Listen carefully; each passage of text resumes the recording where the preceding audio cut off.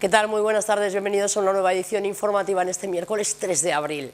Comenzamos contándoles que la Junta de Andalucía va a flexibilizar las restricciones impuestas por la sequía gracias a las lluvias de Semana Santa. En cuanto al llenado de piscinas, este verano aún habrá que esperar a la decisión de los comités que se reunirán en breve tras las escorrenterías. La borrasca Nelson ha dejado 1.260 hectómetros cúbicos más en los embalses andaluces, que acumulan 4.781 hectómetros. En otras palabras, se encuentran al 40% de su capacidad total. Aunque la Consejería afirma que no hay que echar las campanas al vuelo y pide moderación en el consumo, el organismo autonómico reconoce optimismo y adelanta que va a flexibilizar las restricciones al consumo humano vigentes en el decreto de sequía. También las impuestas a los sectores productivos de la industria y agricultura. Estas decisiones se adoptarán en los comités de sequía territoriales, ya que no ha llovido por igual en toda Andalucía. Se reunirán en breve tras las escorrentías que aún se están produciendo y se decidirá sobre la prohibición del llenado de piscinas privadas y comunitarias, riegos y duchas municipales, además de aliviar la restricción al consumo particular que actualmente en la Costa del Sol se limita a 160 litros por persona al día. Esto se puede modificar según los datos que estamos viendo. Hay que esperar estos días a la escorrentía a una subida entre 180, 200 o 225 litros por persona y día. Y eso es una medida importante. ¿Por qué es importante? Porque luego los ayuntamientos que están en esos comités de sequía, donde también están los agricultores, están también los ecologistas, o sea, están todos los que tienen que ver con los elementos, en este caso, que tienen que ver con el agua, deciden qué medidas adoptar. También se decidirá sobre los sectores productivos. Actualmente en el ámbito agrícola se reduce a un 25% de la demanda media y el recorte es de un 20% para el uso industrial. La consejera se ha mostrado partidaria, en este último caso, de que la limitación pase de un 20 a un 10%.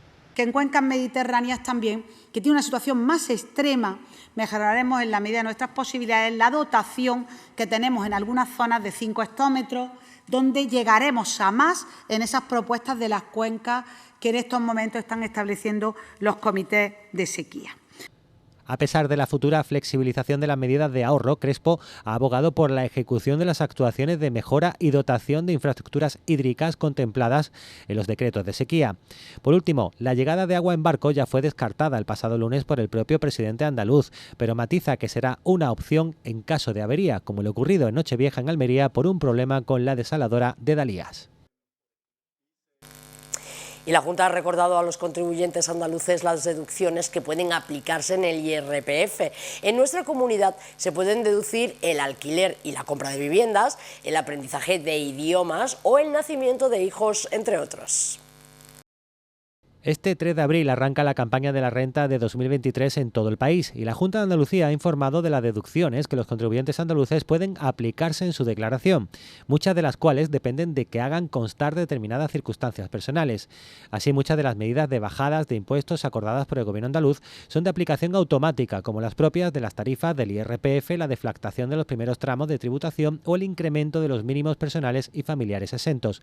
Sin embargo, hay otras medidas, entre las que se encuentran la mayor parte de las deducciones, que requieren que los ciudadanos hagan constar sus circunstancias personales en el momento de realizar la declaración de la renta para poder beneficiarse de ellas. Los contribuyentes andaluces pueden aplicarse en el tramo autonómico de su declaración la deducción de 200 euros por el nacimiento de un hijo, que se duplica en los municipios de poca población, 200 euros para las familias numerosas, 100 euros para las familias monoparentales, hasta 150 euros por estudio de idiomas e informática por cada hijo, hasta 500 euros por contratación de ayuda doméstica, hasta 150 euros por donaciones para la defensa y conservación del medio ambiente, un 5% por adquisición de vivienda para menores de 35 años, un 15% por el alquiler de menores de 35 y mayores de 65 años, todo eso entre otras muchas deducciones.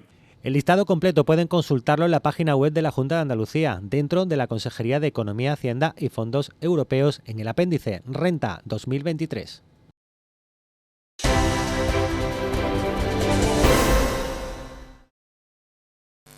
Vamos ya con otros asuntos. La Policía Nacional ha detenido a 2 hombres como presuntos autores materiales de un tiroteo ocurrido en un restaurante en Marbella que se saldó sin daños personales. Los hechos ocurrieron el pasado 11 de marzo. Para ambos se ha decretado el ingreso en prisión. Los dos detenidos llegaron en motocicleta y a plena luz del día en una concurrida calle Marbellí. Uno de ellos se apeó y se produjeron 15 disparos contra la cristalera del restaurante, sin alcanzar, afortunadamente, a ninguna persona. Fruto de las pesquisas realizadas, los investigadores obtuvieron pruebas que permitieron, por un lado, identificar el vehículo utilizado en el incidente, que tenía una matrícula doblada, y por otro, establecer el itinerario realizado por los sospechosos, averiguando el domicilio donde se ocultaban los individuos. Estas dos personas han sido arrestadas, han pasado a disposición judicial y se ha decretado además su ingreso en prisión. Están acusados de vínculos con el crimen organizado, delitos de daños, amenazas graves, tenencia ilícita de armas, falsificación de documentos e infracción a la ley de extranjería. Asimismo, se han practicado 4 registros domiciliarios en las localidades malagueñas de Marbella y Estepona, interviniéndose 31.190 euros en efectivo, un machete de grandes dimensiones y un revólver.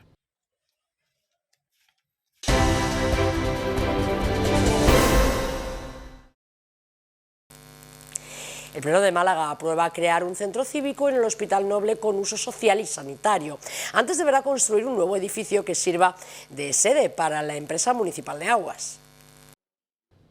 Hasta 3 mociones han sido debatidas en pleno sobre el Hospital Noble, de Partido Popular, de PSOE y de Vox, aunque finalmente solo ha salido adelante la urgente de los populares.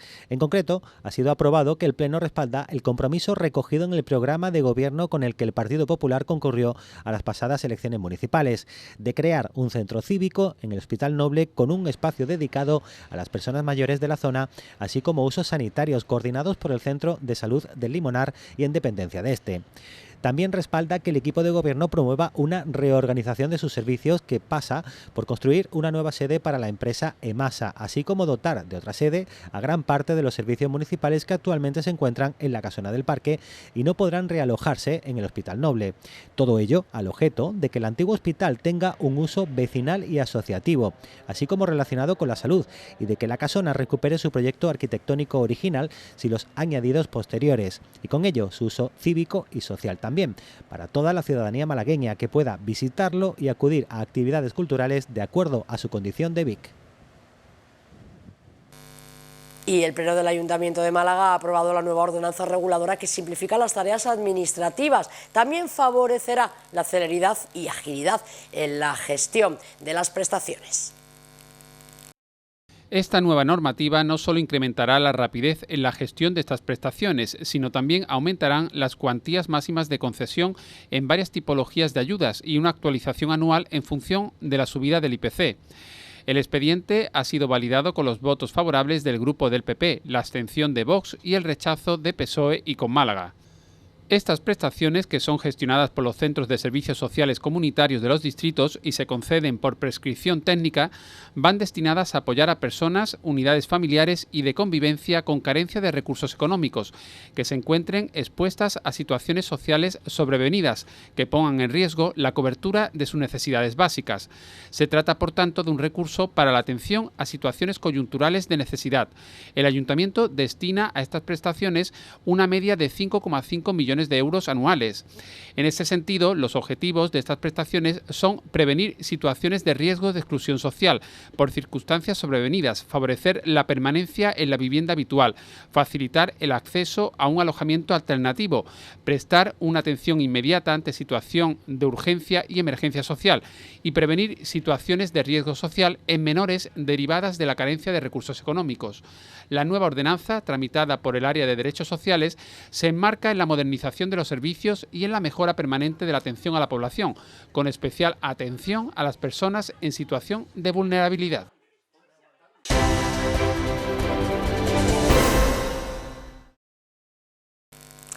En su visita a Málaga, el expresidente del Gobierno, José Luis Rodríguez Zapatero, ha reivindicado la buena salud de la que goza la democracia española. Se muestra a favor de la amnistía impulsada por el Ejecutivo de Pedro Sánchez y contrario a la celebración de un referéndum.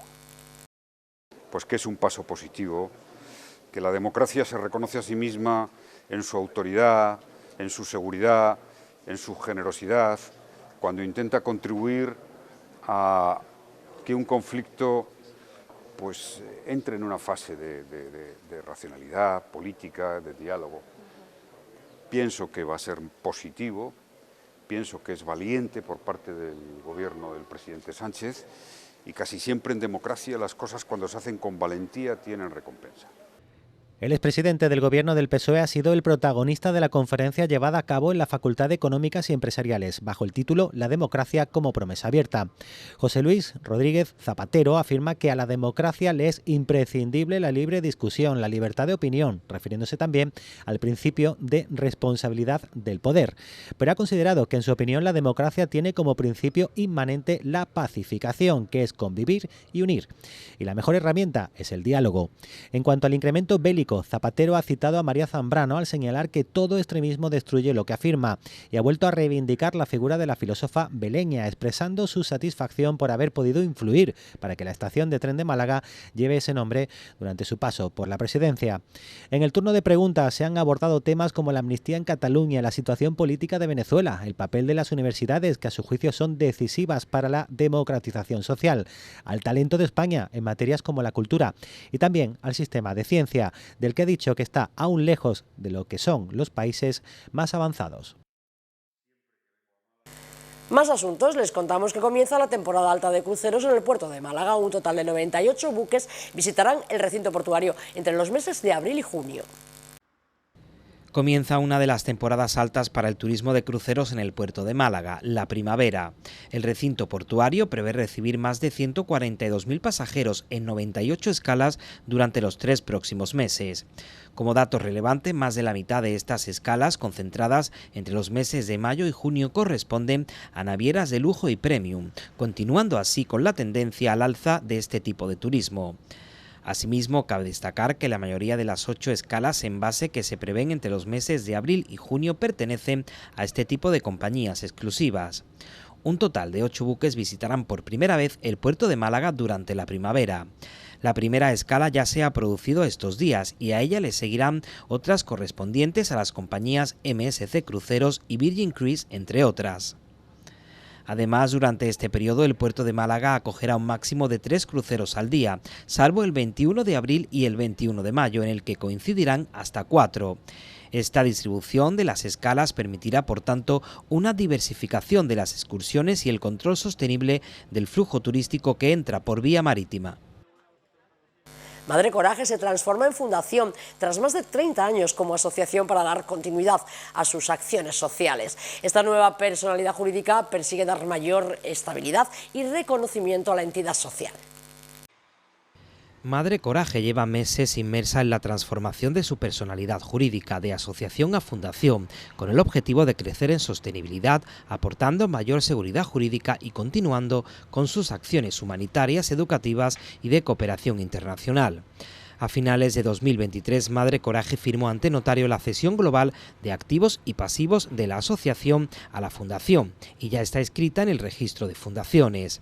De esta forma se enfrenta en este año 2024 a una nueva forma de trabajar y ejecutar sus acciones sociales, pero, según asegura la directiva, sin perder ni olvidar su esencia, sus principios y el enfoque por la justicia social que siempre ha caracterizado a la hasta ahora fundación. La labor de Madre Coraje va a seguir centrada en España, Perú y Mozambique, y el voluntariado y el respeto medioambiental van a continuar siendo 2 pilares fundamentales. Entre las ventajas de pasar de asociación a fundación destacan que las fundaciones tienen que tener una mayor estabilidad y continuidad y que su estructura está diseñada para perdurar en el tiempo, independientemente de los cambios en la composición de sus miembros. Además, las fundaciones suelen gozar de ciertos beneficios fiscales y de mayor reconocimiento público, lo que puede facilitar la obtención de financiación y colaboraciones. Asimismo, al convertirse en una fundación, se tiene acceso a diferentes tipos de ayudas y subvenciones destinadas específicamente a este tipo de organizaciones. Y este miércoles se estrena en el Teatro Echegaray Kilogramers, una nueva producción de Factoría Echegaray y en tono de comedia, con el trasfondo de una ácida crítica a la imposición de los actuales cánones de belleza. Kilogramers destripa a través de la sátira el juego de tallas y formas que amplifican las redes sociales y la televisión, en alusión al juicio a las personas por su apariencia física. Nora S. Cantero y Pedro Hofhuis escriben y dirigen la nueva producción de Factoría Echegaray. Alejandra Morón, Jean Paló y Sergio García protagonizan el último montaje de la 8ª temporada de la Incubadora Escénica Municipal, que se estrena este miércoles 10 de abril y estará en las tablas del Teatro Echegaray hasta el sábado día 20.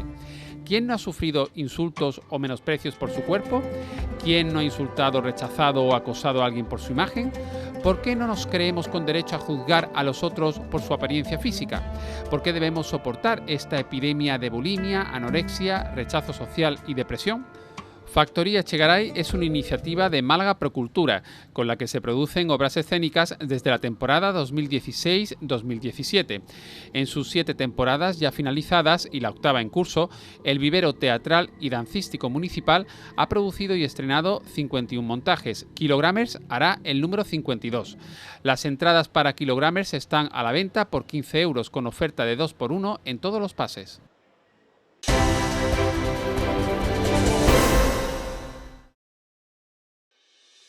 EMASA ha convocado 3 bolsas de empleo, 2 de técnico y 1 de ayudante de oficio. Los interesados a estos puestos de trabajo podrán inscribirse a través de la plataforma de búsqueda de empleo ADECO.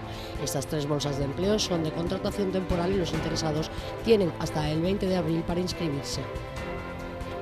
El Pleno del Ayuntamiento de Málaga ha rechazado sendas mociones urgentes de PSOE y Vox sobre Semana Santa que, entre otros, proponían mejorarla para que sea más permeable y accesible o ayudas y apoyo económico a cofradías, hermandades y bandas. Un tenso debate al proponer también con Málaga una enmienda para declarar la Semana de Pasión libre de simbología franquista, tal y como ocurrió en la procesión del mutilado, que ha sido rechazado por los votos de PP y Vox. El Ayuntamiento de Málaga realizó pagos por valor de más de 728 millones de euros a lo largo del ejercicio pasado, el mayor desde el año 2010. La deuda del consistorio a fecha del 31 de diciembre de 2023 desciende hasta el 44%, 60 puntos por debajo del límite legal. La Policía Local de Málaga ha tramitado a lo largo de la Semana Santa un total de 45 denuncias, tanto a establecimientos como a personas, por incumplimientos relativos a la ordenanza de prevención y control de ruidos, así como los relacionados con la convivencia ciudadana y la protección del espacio público. Los agentes han desarrollado en este periodo un total de 488 intervenciones.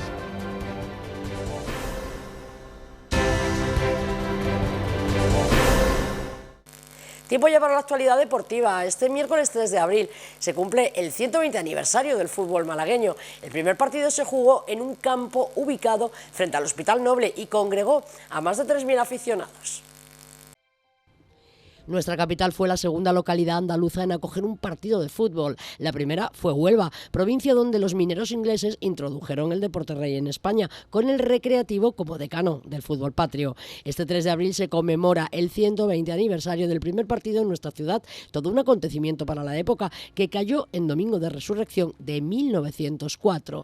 De hecho, más de 3.000 aficionados se llevaron sus sillas para ver el encuentro que se jugó en un campo habilitado frente al Hospital Noble, donde actualmente se encuentra la Fuente de las Tres Gracias. El Málaga Fútbol Club repartió a sus jugadores en 2 equipos para disputar el duelo que serviría de puesta de largo ante la sociedad. La aparición del club en una competición oficial no llegó hasta 1921, tras inscribirse en la Federación Andaluza de Fútbol y comenzar a disputar encuentros regularmente en el campo de la playa de los Baños del Carmen. Años después se crearía el Malagueño Fútbol Club, el Real Málaga, el Málaga Sport Club y el Club Deportivo Malacitano, que jugaba en el campo de Segalera. El 14 de septiembre de 1941 se inaugura la Rosaleda con el partido que enfrenta al Club Deportivo Málaga y al Sevilla Fútbol Club, un derbi andaluz que acabó con victoria local por 3-2 y congregó a 8.000 personas. Y el Málaga ha vuelto este miércoles al trabajo en las instalaciones de la Rosaleda para preparar el partido frente al Ceuta, que se juega el domingo a las 12. Un duelo que se disputa, como le decíamos, en el estadio de Martiricos. Genaro y Dani Lorenzo han realizado trabajo específico en las galerías interiores. Aitam continúa avanzando en su proceso de recuperación. Los futbolistas de la academia, Murillo, Izán, Antoñito, Aarón y los metas Céspedes y Pereira han completado el grupo de trabajo. Comentarles que Dani Sánchez es baja ante el Ceuta Liga por cumplir ciclo de amonestaciones. Eso sí, queda limpio para las 7 jornadas restantes y un hipotético playoff. Por su parte, Roberto y Víctor García están apercibidos y otros jugadores cerca de serlo, con lo que el míster se podría encontrar en el tramo final de la Liga con problemas para diseñar la pizarra por acumulación de tarjetas. El objetivo del Málaga es alcanzar al Castellón, que va líder con 9 puntos más que los blanquiazules, aunque antes hay que dar caza al Córdoba, segundo a 4 puntos, con lo que aprovechar el factor cancha y ganar en casa es fundamental. El Unicaja arranca los cuartos de la BCL frente al Prometeas con el factor cancha a favor. Los malagueños son, junto a Tenerife, Telecom Bonn y UCAM Murcia, favoritos para alzarse con el título en Belgrado. El Carpena acoge desde las 9 de esta noche el partido que enfrenta a Unicaja con Prometeas en los cuartos de final de la BCL, que cuenta con triple presencia española: Unicaja, UCAM Murcia y Lenovo Tenerife, que son además, junto al actual campeón, el Telecom Bonn, claros favoritos para alzarse con el título en la capital serbia entre el 26 y el 28 de abril. Esta misma tarde se inaugura la competición continental con el duelo UCAM Murcia-Ludwigsburg-Gießen frente a un UCAM líder de su grupo en el top 16. El cuadro alemán llega como segundo de su grupo a rebufo de la ECA griego. El conjunto pimentonero, con 15 victorias y 9 derrotas en la Liga, se ha convertido en el equipo de moda de la temporada en la ACB.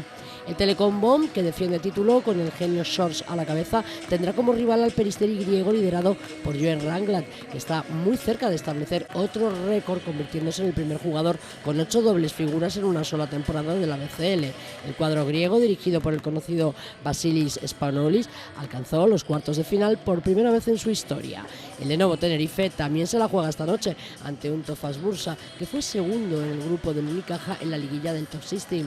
El conjunto turco actualmente es un décimo en la liga de su país, con 10 victorias y 15 derrotas. Por su parte, el conjunto insular, tercero el año pasado, no podrá contar con Jaime Fernández, baja por una rotura.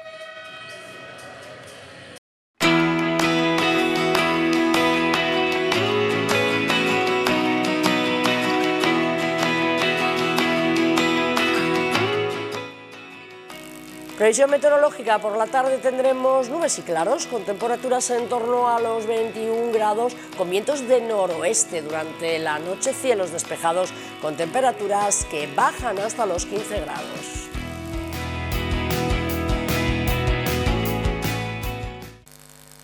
Y antes de despedirnos, como es habitual, les proponemos visitar el primer museo militar de Málaga, situado en la céntrica plaza de San Francisco.